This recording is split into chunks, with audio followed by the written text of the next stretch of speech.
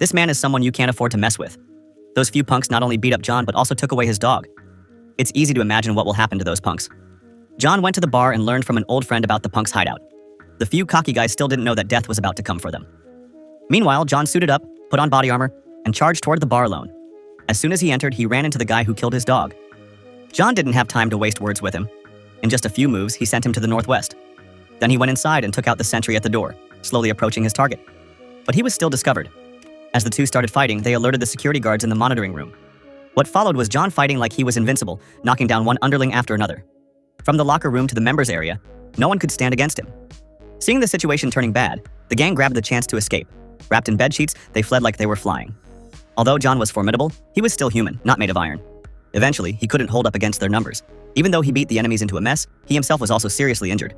He rushed out of the bar and called Karami. At that moment, the cocky guy nervously answered John's call. From the phone came a voice. "You must die. No one can save you." Dragging his wounded body, John returned to the hotel, found a doctor, got his wounds bandaged, and went back to his room, falling asleep without much thought. But little did he know, his close brother Pete was already set up with a sniper rifle in the building across the street. For a large sum of money, he was about to pull the trigger on his good buddy. John reacted quickly, rolling off the bed. Suddenly, a female assassin burst into the room. It turned out Pete's shot wasn't meant to harm John, but to warn him. The bandages hadn't even been removed, the phone hadn't been turned off, and John rushed to completely fight the female assassin. The two fought back and forth on the floor. Finally, John tore off a bedsheet to use as a shield and barely managed to protect Pete.